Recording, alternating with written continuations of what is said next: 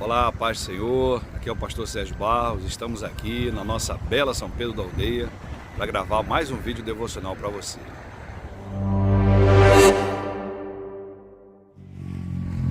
E nesse vídeo de hoje eu gostaria de falar com vocês sobre um assunto muito importante que eu vou apresentar sobre a forma de uma pergunta.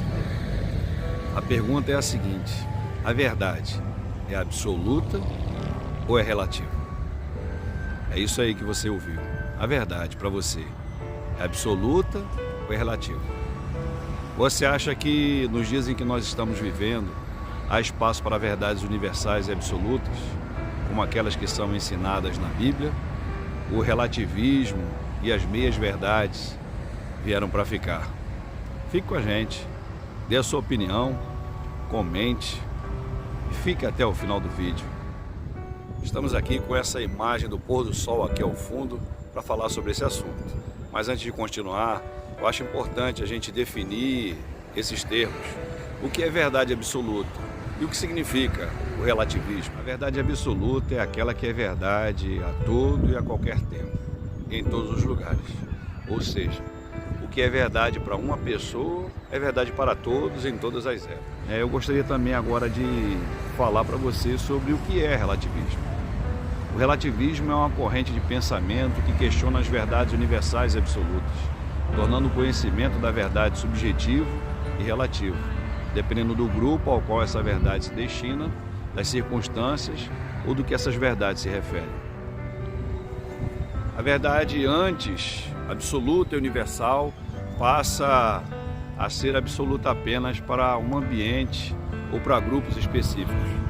Não mais são consideradas absolutas para todos, mas para grupos específicos. Nós vivemos, infelizmente, em uma era onde a verdade está sendo menosprezada. Um exemplo disso é a crença em uma determinada religião, que só será considerada absoluta para aquele grupo religioso específico.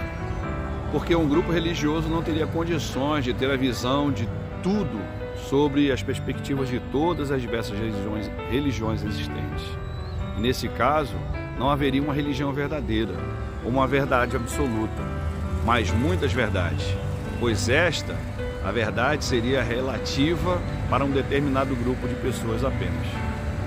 Os relativistas e os céticos consideram que aceitar qualquer crença deveria ser servilismo e uma escravidão, que inibiria a liberdade de pensamento e impediria a forma de pensar elevada e independente. É triste a gente pensar nisso.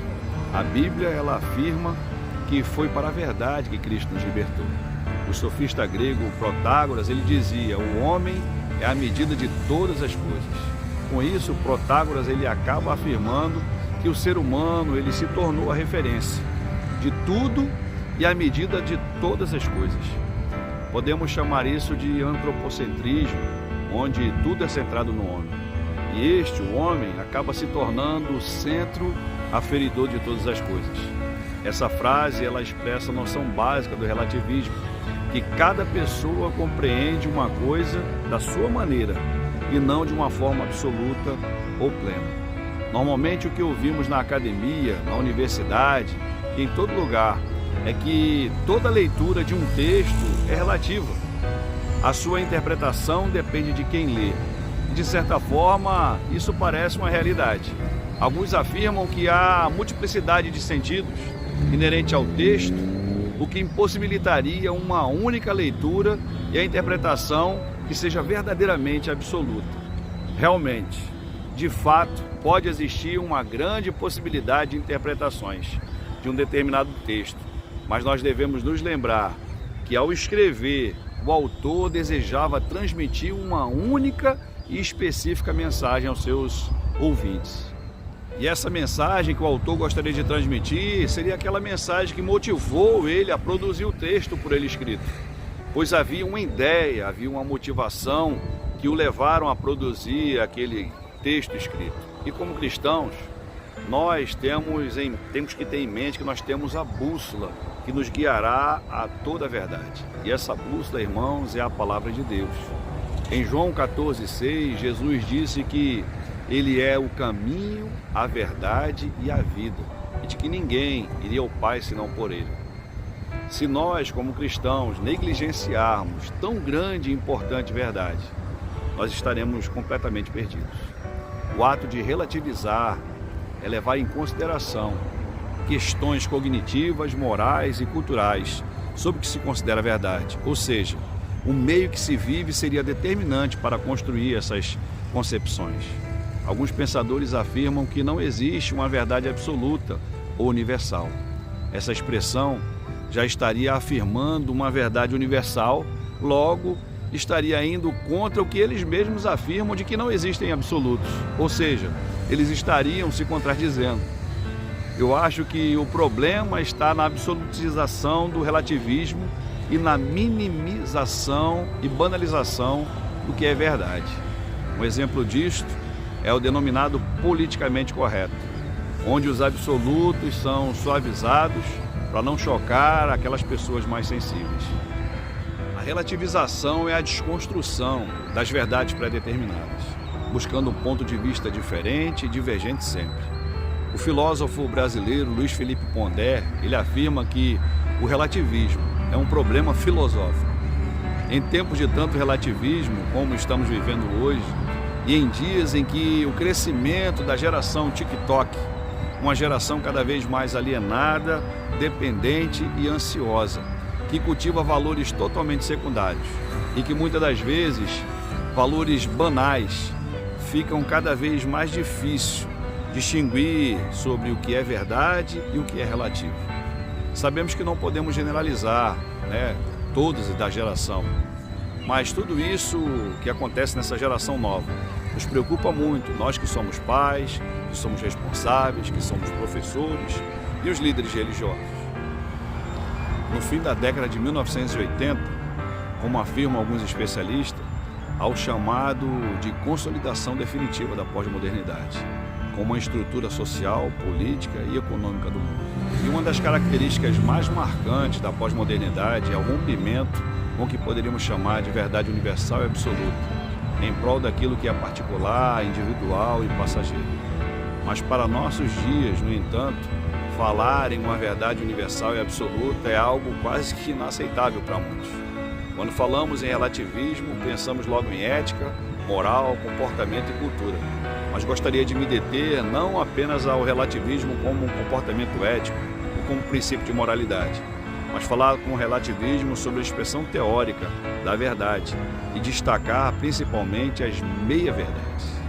E basicamente aquela máxima difundida pelos sofistas de tomar a parte pelo todo, a chamada falácia por composição. Se um caminhão, como dizem eles, se um caminhão foi construído com várias peças leves, logo o caminhão seria leve. Se Deus é todo poderoso e bom, mas permite que catástrofes e a morte aconteçam com pessoas boas, logo, ou Deus não é todo poderoso, ou ele não é totalmente bom, como afirma ser. Os sofistas usam argumentos e meias-verdades, com o objetivo de vencer o debate, de alcançar o reconhecimento e com isso obter influência e poder. Eles fazem isso através da retórica e da eloquência, que é o domínio da fala e da argumentação, através da condução de a sua plateia em direção ao objetivo deles. Por não possuírem um ponto de referência claro a respeito da verdade, o relativismo leva à confusão generalizada entre o bem e o mal. Se nós analisarmos mais detalhadamente as suas argumentações, é fácil observar com as suas próprias contradições. Dizem os sofistas, a verdade não é universal. Ora, se isso é verdade, então esta verdade que eles acabaram de afirmar também não é absoluta. Também afirmam, ninguém pode conhecer a verdade. Ora, esse ninguém também inclui eles. A verdade é incerta, então também é incerto o que eles acabaram de afirmar. Também eles afirmam, não me imponha a sua verdade, o que significa que neste momento eles estão querendo impor a verdade deles. Vocês estão percebendo como os argumentos deles são contraditórios? Muitos falam em supostas e falsas verdades, pautados apenas em narrativas e não em fatos.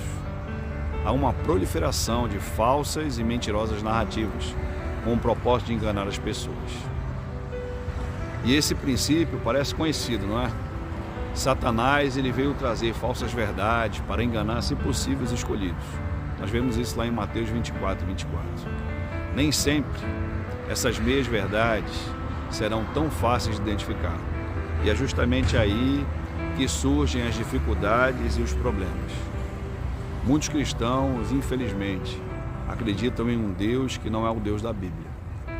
Muitos acreditam em um falso Deus, que foi criado por falsos líderes, em um Deus que eles sequer o conhecem e não têm intimidade, por isso acham que Deus é vingativo, é ciumento, é passional, que Deus é injusto e sentem que Deus sente prazer em vingar-se dos seus filhos por não fazer a sua vontade naquele instante.